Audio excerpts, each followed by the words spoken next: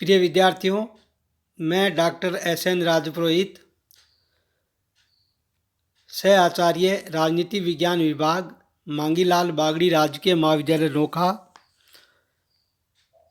आज BA part first के लिए राजनीति विज्ञान विषय में प्रथम प्रश्न पत्र राजनीति विज्ञान के मूल आधार में सेकंड यूनिट में आज हम राज्य की उत्पत्ति के सिद्धांतों के बारे में जानकारी प्रदान करेंगे। विद्यार्थियों, राज्य की उत्पत्ति के संबंध में प्रचलित विभिन्न सिद्धांतों में सामाजिक समझौता सिद्धांत सर्वाधिक महत्वपूर्ण है। राज्य की उत्पत्ति के बारे में राजनीति विज्ञान विषय में विभिन्न सिद्धांत प्रचलित है, जिसमें सर्वप्रथम सबसे पुराना जो सिद्धांत है राज्य की उत्पत्ति का, वो है देवी उत्पत्ति का सिद्धांत। देवीय उत्पत्ति के सिद्धांत के अनुसार राज्य जैसी संस्था की उत्पत्ति देवताओं से हुई है। दूसरा है शक्ति सिद्धांत, तीसरा है पैतृक सिद्धांत और मात्र सत्तात्मक सिद्धांत, और पांचवा सामाजिक समझौते का सिद्धांत, और अंतिम ऐतिहासिक या विकासवादी सिद्धांत। महाराजा गंगा सिंह विश्वविद्यालय के पाठ्यक्रमानुसार हमारे लिए दो सिद्धांतों को हमारे पाठ्यक्रम में शामिल किया गया है, जिसमें है सर्वप्रथम सोशल कॉन्ट्रैक्ट थ्योरी, सामाजिक समझौते का सिद्धांत। मैं ये बता रहा था कि राज्य की उत्पत्ति के संबंध में प्रचलित विभिन्न सिद्धांतों में से सामाजिक समझौता सिद्धांत सर्वाधिक महत्वपूर्ण है। 17वीं एवं 18वीं शताब्दी की राजनीतिक विचारधारा में तो इस सिद्धांत की पूर्ण प्रधानता थी। इस सिद्धांत के अनुसार राज्य देवीय संस्था न होकर एक मानव द्वारा निर्मित कृत्रिम संस्था है, जिसका निर्माण प्राकृतिक अवस्था में रहने वाले व्यक्तियों द्वारा पारस्परिक समझौते के आधार पर किया गया है। इसलिए इस सिद्धांत को सामाजिक समझौतावादी सिद्धांत भी कहा गया है। इस सिद्धांत के समर्थकों ने मानव इतिहास को दो भागों में विभक्त किया है। प्रथम, जब राज्य की उत्पत्ति नहीं हुई थी, जिसे वे प्राकृतिक अवस्था का नाम देते हैं। दूसरा, जब राज्य की उत्पत्ति हो गई और जब से सभ्य समाज का निर्माण हो गया, और प्राकृतिक अवस्था के बारे में इस विचारधारा के विचारकों ने अनेक मत है। कुछ विचारकों का कथन है कि यह प्राकृतिक अवस्था केवल अराजनीतिक थी। फिर भी इतना तो निश्चित है कि इस अवस्था में समाज राजनीतिक दृष्टि से संगठित नहीं था। इस प्राकृतिक अवस्था में समाज में न तो कानून और न ही नियमित जीवन था। प्राकृतिक अवस्था के बारे में मतभेद होते हुए भी ये सभी मानते हैं कि किसी न किसी कारण से मनुष्य प्राकृतिक अवस्था को त्यागने के लिए विवश हुआ और उन्होंने समझौता करके राजनीतिक समाज की स्थापना की। अब हम सामाजिक समझौता सिद्धांत के बारे में कुछ ऐतिहासिक विवेचना करेंगे कि राज्य सामाजिक समझौता सिद्धांत की इतिहास में क्या व्यवस्था थी। सामाजिक समझौता सिद्धांत राजनीतिक दर्शन की तरह ही पुराना है और इसे पूर्व तथा पश्चिम दोनों ही क्षेत्रों में व्यापक समर्थन प्राप्त हुआ है।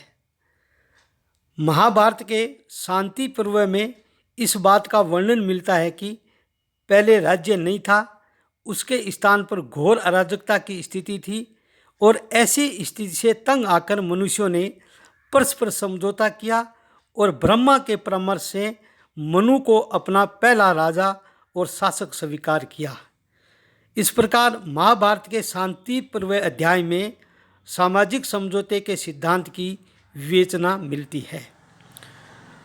राजनीति विज्ञान में कौटिल्य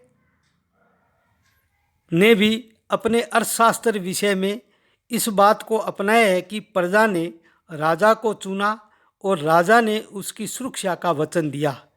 स्वयं कौटिल्य ने अर्थशास्त्र में लिखा है कि मत्स्य न्याय से भयभीत हुई प्रजा ने व्यवस्था मनु को अपना पहला राजा बनाया और अपने धान का 6वां हिस्सा तथा पण्य एवं स्वर्ण का 10वां भाग उसके भाग्य ध्येय के रूप में उसे देने की व्यवस्था की।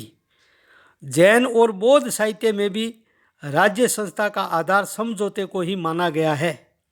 बौद्ध साहित्य में राज्य संस्था के उदय से पूर्व अराजक दशा का वर्णन किया गया है, जिसका अंत करने के लिए योग्यतम व्यक्ति के साथ सभी व्यक्तियों ने यह समझौता किया और समझौते में यह कहा गया है कि अब तुम उस व्यक्ति को दंड दिया करो जो दंड देने के योग्य हो और उसे पुरस्कृत किया करो जो पुरस्कार प्राप्त करने के योग्य हो। इसके बदले में हम तुम्हें अपने क्षेत्र की उपज प्रदान किया करेंगे।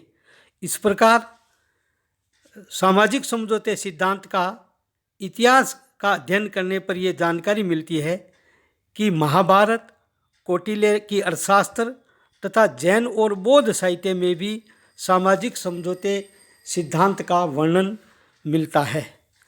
पश्चिम में इस सिद्धांत का प्रतिपादन सर्वप्रथम यूनान के सोफिस्ट विचारकों के द्वारा किया गया। इन सोफिस्ट विचारकों का कथन था कि मनुष्य स्वभाव की मूल प्रवृत्तियां भय तथा स्वार्थ है, अतः मनुष्य अपनी सुरक्षा तथा अपने अन्य हितों को सफल बनाने के लिए अपनी इच्छा से किसी शक्तिशाली पुरुष को शासक मान लेते हैं और इस प्रकार संगठित जीवन आरंभ होता है। रोमन विचारकों ने भी इस बात पर बल दिया है कि जनता ही राजसत्ता का अंतिम स्रोत होती है। रोम के प्रसिद्ध विद्वान अल्पियन का विचार था कि राजा की इच्छा इसलिए कानून होती है कि जनता उसे सर्वोच्च शक्ति संपन्न बनाती है। मध्य युग में भी यह विचार काफ़ी प्रभावपूर्ण था कि और सिसरो के बाद ट्यूटोनिक विचारधारा में भी इस सिद्धांत के दर्शन होते हैं। इसके अलावा मैनगोल्ड ही पहला धार्मिक विचारक था जिसने सामाजिक समझौते की स्पष्ट और यथार्थ व्याख्या की। उसके अनुसार यदि राजा उस समझौते को भंग करता है जिसके अनुसार उसे राजा चुना गया था, तो साधारण ज्ञान के अनुसार वह जनता को आज्ञा पालन के भार से मुक्त करता है, विशेषकर उस समय जबकि सबसे पहले स्वयं उसने इस विश्वास को तोड़ा हो जिसे वह और प्रजा बंदी थी। 18वीं सदी में थॉमस एक्विनास ने भी इस सिद्धांत का परोक्ष समर्थन किया है और वर्तमान में 16वीं और 17वीं शताब्दी में सामाजिक समझौता सिद्धांत बहुत अधिक लोकप्रिय हो गया और लगभग सभी विचारक इसे मानने लगे। ऐसी स्थिति में लेग्वेट, जॉर्ज बुशनान, अल्थुसियस, सुआरेज आदि लेखकों ने भी इसका समर्थन किया है। रिचार्ड हुकर प्रथम अंग्रेज लेखक था जिसने सामाजिक समझौता सिद्धांत की वैज्ञानिक रूप में तर्कपूर्ण व्याख्या की है। इसके बाद उच्च न्यायाधीश ग्रोशियस तथा फूपेडोल्फ और स्पिनोजा ने भी इस सिद्धांत का पृष्ठपोषण किया है, किंतु इस सिद्धांत का विस्तृत रूप से प्रतिपादन और वास्तविक रूप से समर्थन हाब्स, लॉक और रूसो द्वारा किया गया है। इन तीनों लेखकों को राजनीतिक दर्शन में अनुबंधवादी या सामाजिक समझौतावादी विचारक भी कहा जाता है। अब हम राज्य की उत्पत्ति में आधुनिक सामाजिक समझौता सिद्धांत का चित्रण जो हाब्स, लॉक, रूसो ने किया है उसके बारे में हम आपको जानकारी प्रदान करेंगे। 16वीं और 17वीं सदी में समझौता सिद्धांत बहुत अधिक लोकप्रिय हो गया और लगभग सभी विचारक इसे मानने लगे। रिचार्ड हुकर ने ब्रिटिश विचारक था जिसने इस सिद्धांत को तर्कपूर्ण व्याख्या की, किंतु इस सिद्धांत का वास्तविक रूप में हाब्स, लॉक और रूसो के द्वारा समर्थन किया गया और इन तीनों लेखकों को हम सामाजिक समझौतावादी विचारक भी कहते हैं। राज्य की उत्पत्ति के संबंध में सामाजिक समझौता सिद्धांत का प्रतिपादन प्रमुख रूप से हाब्स, लॉक और रूसो द्वारा किया गया है। यद्यपि इन तीनों विचारकों ने राज्य को एक मानव निर्मित कृत्रिम संस्था माना है, लेकिन ये समझौता किस प्रकार संपन्न हुआ और समझौते के परिणाम स्वरूप किस प्रकार के राज्य की स्थापना हुई, इस संबंध में इन विचारकों में पर्याप्त मतभेद है। सर्वप्रथम हम सामाजिक समझौते सिद्धांत का चित्रण करने से पहले हाब्स, लॉक, रूसो द्वारा सामाजिक समझौते सिद्धांत में मानव स्वभाव की जो व्याख्या की है उसके बारे में आप सभी विद्यार्थियों को जानकारी प्रदान करेंगे। मानव स्वभाव के बारे में हाब्स के अनुसार मानव स्वभाव एक असामाजिक, स्वार्थी, अहंकारी, झगड़ालू एवं भेड़िया प्रकृति का होता है। परंतु हाब्स ये लिखते हैं कि प्रत्येक मनुष्य को मृत्यु का भय और सुख प्राप्ति की आशा उसे एक राज्य के निर्माण के ओर प्रेरित करती है। लॉक ने हाब्स के विपरीत मानव स्वभाव का चित्रण किया है। लॉक के अनुसार मानव स्वभाव से अच्छा होता है और मानव स्वभाव विवेकशील प्राणी है। उसमें मनुष्य को सामाजिक, नैतिक, सहयोगी, दयावान और शांतिप्रिय बताया है। हाब्स ने जहाँ मनुष्य को भेड़िया प्रवृत्ति वाला व्यक्ति बताया है, उसे झगड़ालू, ईर्ष्यालु और स्वार्थी माना है, वहीं लॉक ने मानव को एक सामाजिक प्राणी माना है। रूसो ने भी मानव स्वभाव का चित्रण लॉक की भांति किया है। उसके अनुसार मनुष्य मूलतः अच्छा, स्वतंत्र, सम्मान व आत्मनिर्भर है, लेकिन थोड़े समय बाद व्यक्तिगत संपत्ति और से तेरे मेरे की भावना उत्पन्न हो जाने के कारण मानव स्वभाव में अनेक बुराइयों का प्रवेश हो जाता है। इस प्रकार रूसो ने प्रारंभ में मानव स्वभाव को लॉक की भांति शांतिप्रिय और दयालु, सहयोगी प्रकृति का माना है, लेकिन वो कहता है निजी संपत्ति का उदय होने के बाद मनुष्य में झगड़े की स्थिति पैदा हो जाती है और वो स्वार्थी बन जाता है। अब सामाजिक समझौता सिद्धांत में मानव स्वभाव के अध्ययन के बाद तीनों ही विचारकों ने प्राकृतिक अवस्था का वर्णन किया है। मैं यहाँ बताना चाहूँगा कि इन विचारकों ने मानव इतिहास को दो भागों में विभक्त किया है। राज्य उत्पन्न होने से पहले की जो अवस्था है उस सामाजिक अवस्था को इन्होंने प्राकृतिक अवस्था, नेचुरल लाइफ का दर्जा दिया है। प्राकृतिक अवस्था में हाब्स के अनुसार प्राकृतिक अवस्था का जीवन एकांकी, अपवित्र और पाश्विक तथा क्षणिक था। इस अवस्था में प्रत्येक व्यक्ति की दूसरे व्यक्ति के साथ युद्ध व संघर्ष की स्थिति थी। इस अवस्था में शक्ति ही सत्य है का सिद्धांत प्रचलित था तथा व्यक्ति का जीवन, संपत्ति सुरक्षित नहीं थी। हाब्स के विपरीत लॉक प्राकृतिक अवस्था को शांतिपूर्ण, समानता, संपन्नता, सहयोग और स्वतंत्रता की अवस्था मानता है।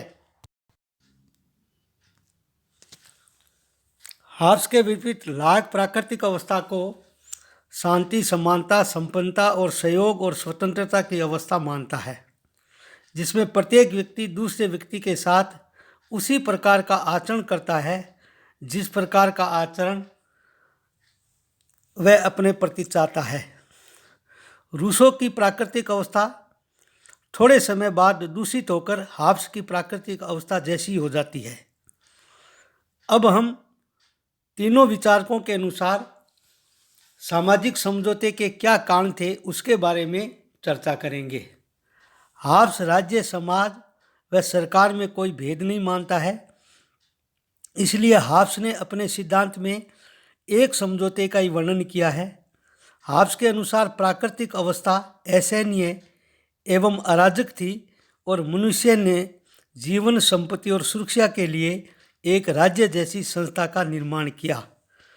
प्राकृतिक अवस्था को त्याग कर शासन के अधीन रहने के लिए सामाजिक समझौता किया गया। लॉक के अनुसार नियमों की व्यवस्था के अभाव को दूर करने के लिए सामाजिक समझौता किया गया और रूसो के अनुसार जीवन और संपत्ति की रक्षा हेतु राज्य की स्थापना की गई। अब तीनों विचारकों के अनुसार सामाजिक समझौते के परिणाम स्वरूप राज्य का कैसा स्वरूप उभर कर सामने आया उसके बारे में चर्चा करेंगे।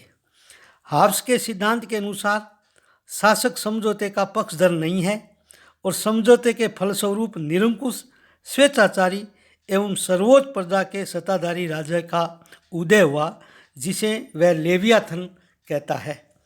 लाक का यह मत है कि संप्रभुता या राजसत्ता सीमित व वैधानिक होती है, इसलिए लाक का शासक स्वेच्छाचारी न होकर वैधानिक राजसत्ताधारी था और रूसों ने अपने सिद्धांत में लोकतंत्र की स्थापना की है।